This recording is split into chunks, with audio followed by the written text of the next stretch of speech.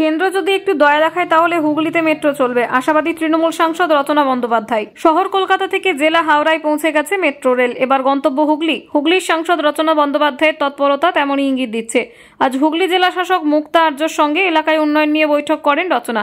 সেখানেই মেট্রো নিয়ে আলোচনা হয়। বৈঠক শেষে রচনা বলেন, মেট্রোটা যদি চুঁচুড়া ব্যান্ডেল পর্যন্ত আনতে পারি মানুষের ভীষণ উপকার হয়। সেটা নিয়ে চিঠিপত্র চলছে, একটা বড় ব্যাপার। এটা কেন্দ্রের সাহায্য ছাড়া সম্ভব নয়, সেটা নিয়ে আওয়াজ তোলা হচ্ছে। সেই বিষয় নিয়ে জেলা শাসকের সঙ্গে কথা হলো। ডিএম বলেছেন তা যদি করা যায় তাহলে বহু মানুষ উপকৃত হবেন।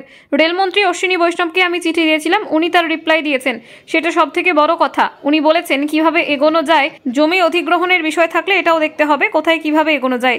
এটা তো সরাসরি ব্যান্ডেল শুধু নয়, মাঝে শ্রীরামপুর আছে, হাওড়া আছে। হাওড়ায় রয়েছেন প্রসূন ব্যানার্জি, শ্রীরামপুরে রয়েছেন কল্যাণ ব্যানার্জি, সবার সঙ্গে মিলিতভাবে এটা করতে হবে। আমার পক্ষে যতটা সম্ভব আমি চেষ্টা করব মানুষের জন্য। যেটা কেন্দ্রের হাতে, তারা যদি একটু দয়াশীল হন, দয়া দেখান, তাহলে আমরা লড়তে পারি। প্রধানমন্ত্রীর সঙ্গে এখনো কথা হয়নি এই বিষয়ে, মন্ত্রীরা রয়েছেন, তাদের সঙ্গে কথা বলে যদি বিষয়টা মিটে যায় তাহলে আর প্রশ্ন নেই। সংসদে দেখা হয় কিন্তু কথা হয় না। কথা বলতে গেলে 500 জন সংসদ রয়েছেন, লটারিতে কার নাম উঠবে সেটা কপালের ব্যাপার। আমার যেমন একবার সুযোগ হয়েছিল, বলাগড়ের ভাঙন নিয়ে কথা বলেছি, আবার চেষ্টা করছি সুযোগ পেলেই মেট্রো নিয়ে মানুষের অন্যান্য দাবি নিয়ে বলবো। সব থেকে প্লাস পয়েন্ট, যেটা সংসদে আওয়াজ তুলতে না পারলেও চিঠির মাধ্যমে বলা যায়, তার উত্তরও পাওয়া যায়। আরেকটা প্রপোজাল জমা দিয়েছি, যারা আজমির শরীফ যায় তাদের জন্য ব্যান্ডেলে যদি একটা ট্রেনের ব্যবস্থা করা যায়। যারা আজমির শরীফ যান তাদের জন্য ব্যান্ডেল থেকে কোনো ট্রেন নেই, তাদের বর্ধমান না হলে কলকাতা থেকে ট্রেন ধরতে হয়। চেষ্টা করছি যারা আজমির শরীফ যেতে চান তাদের জন্য ব্যান্ডেল থেকে যদি একটা ব্যবস্থা করা যায়। এছাড়াও এলাকার উন্নয়নের কাজ নিয়ে জেলা শাসকের সঙ্গে কথা হয়েছে।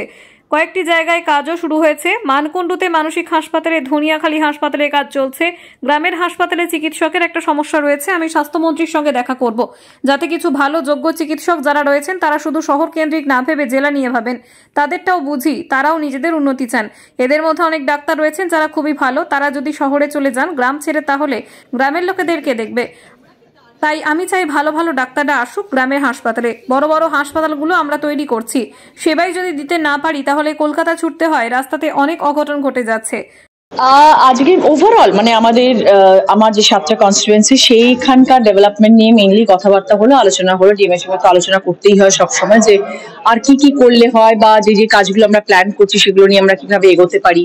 ওভারঅল ডেভেলপমেন্ট নিয়ে আলোচনা আর কি, সবকিছু একটা আমরা চেষ্টা করছি। সেটা অবশ্য আমরা বড় জিনিস, সেটা হচ্ছে মেট্রোটা যদি আমরা চুঁচুড়া ব্যান্ডেল অব্দি আনতে পারি, সেটা মানুষের ভীষণ উপকার হবে। সেটা নিয়ে চিঠিপত্র চলছে, কারণ ওটা একটা বড় ব্যাপার। ওটা সেন্ট্রালের সাহায্য ছাড়া সম্ভব নয়, বাট সেই আওয়াজ তুলতে হচ্ছে, সেটা নিয়ে কথা বলা হচ্ছে, চিঠি লেখালেখি করা হচ্ছে, সেটা নিয়েও আলোচনা করা হল। ম্যামও বলছেন যদি সেটা করা যায় তাহলে প্রচুর মানুষ উপকৃত হবেন, সেটা একটা ইস্যু ছিল, সেটা করতে চাই আমরা।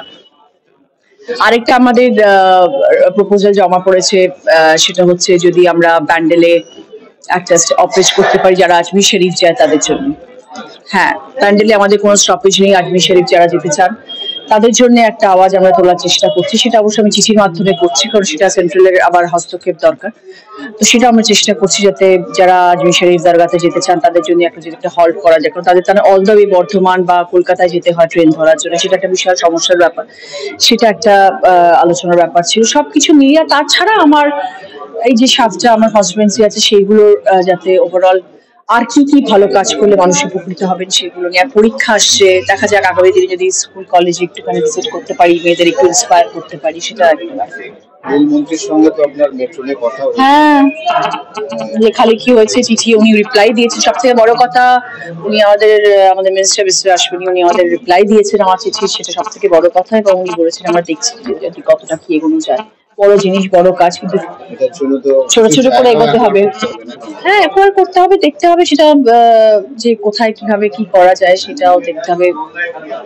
এবং শুধু তো ডাইরেক্ট ব্যান্ডেল হবে, একটা প্রসেস তো, হাওড়া থেকে, শ্রীরামপুর থেকে ওই পুরো বেলটা, ওটা কিছুটা প্রসূনদা, কিছুটা কল্যাণদা। হাওড়াতে রয়েছেন প্রসূন ব্যানার্জি, শ্রীরামপুরে রয়েছেন কল্যাণদা, সবার সাথে মিলিতভাবে আমাদের এটা করতে হবে যদি এটা করা যেতে পারে। চেষ্টা করছেন যাতে ব্যান্ডেল বা চুঁচুড়া পর্যন্ত, আমি আমার তরফ থেকে যতটা সম্ভব আমি চেষ্টা করব। চেষ্টা তো করতে হবে, মানুষের জন্য চেষ্টা করব। তারপর যেটা সেন্ট্রালের হাতে, সেটা আমাদের ওপর যদি তারা একটুখানি দয়াশীল হন, তাহলে যদি দয়া দেখাতে পারেন, তাহলে আমরা লড়তে পারি। এটা নিয়ে কি প্রধানমন্ত্রীর সাথে কথা বলার ইচ্ছা আছে? প্রধানমন্ত্রীর কাছে এখনো পৌঁছতে পারিনি, কারণ মন্ত্রীরা রয়েছেন, তাদের থ্রু দিয়ে যদি হয়ে যেতে পারে কাজটা, তাহলে এখন প্রধানমন্ত্রীর কাছে যাওয়ার প্রশ্ন ওঠেনি। দেখা যাক। সাংসদের দেখা হয়, কিন্তু এই ব্যাপারে তো আমরা মন্ত্রীদের সাথে কথা বলি জেনারেলি। আর সাংসদে কি হয়, একটা প্রশ্ন যদি তুমি, অনেকে হয়তো ভাবেন যে সাংসদে কথা বলা হয় না, কিন্তু যখন 500-র উপরে এমপি চিঠি জমা দেন, কার্ডটা যে লটারির মাধ্যমে উঠে কথা হবে, কে যে বলতে পারবে, এটা তো বিশাল বড় একটা প্রশ্নবোধক চিহ্ন। আমি যতবার চেষ্টা করছি, একসময় উঠে গেছিল বলাগড় ইরোশন নিয়ে, যখন আমি কথা বললাম, ভাবন নিয়ে যখন কথা তুলেছিলাম, সেটা আমার কপাল ভালো, আমি পেয়ে গেছিলাম এবং আমি বলতে পেরেছিলাম। আগামী দিনে আমি চেষ্টা করবো আমার মেট্রো রেল এবং আমার আগামী দিনে আমার অন্যান্য সমস্যা যেগুলো আছে সেগুলো নিয়ে কথা তোলার। যদি কপাল ভালো থাকে বলতে পারবো, আওয়াজ তুলতে পারবো। আর তাছাড়া সব থেকে বড় যেটা প্লাস পয়েন্ট, সেটা হচ্ছে যদি তুমি আওয়াজ তুলতে পার্লামেন্টে নাও পারো, চিঠির মাধ্যমে ওনারা রেসিপ্রোকেট করেন, সেটা ভীষণ প্লাস পয়েন্ট। মানে ইমিডিয়েটলি তুমি যদি একটা চিঠি দাও, তার রিপ্লাই আসে। এমপি ল্যাডের যে টাকা, এলাকা উন্নয়নের যে কাজ হবে, সেটা কবে থেকে মোটামুটি প্রথম কাজ তো অলরেডি শুরু হয়ে গেছে। মানকুণ্ড হসপিটাল রেনোভেশন শুরু হয়ে গেছে, আমাদের ধনিয়াখালীতে হসপিটাল অসীমাদি কাজ শুরু করে দিয়েছেন। প্লাস আমাদের সবকটা টেন্ডার জমা পড়ে গেছে এবং টেন্ডারগুলো সেগুলো এখন ধীরে ধীরে পাস হচ্ছে। সব জায়গায় আমি মোটামুটি 90% ডিস্ট্রিবিউট করে ফেলেছি এবং আশা করি মানুষের কাজ খুব তাড়াতাড়ি শুরু হয়ে যাবে এবং আগামী দিনে সবাই উপকৃত হবেন। যখন যেটা যেরকম চেয়েছেন, আমি প্রথমত সবসময় চেয়েছিলাম যে মানুষের সাথে কথা বলে আগে জানবো যে কার কোনটা কি প্রয়োজন। তো সেটা আমাকে যেরকম ভাবে বলেছেন, যার যে এলাকায় জেলায় যেটা প্রয়োজন, সেরকম ভাবে আমি করেছি চেষ্টা। এবার আগামী দিনে দেখা যাক কে কিরকম ভাবে চান। সব জায়গায় তো সেটা, সব জায়গায়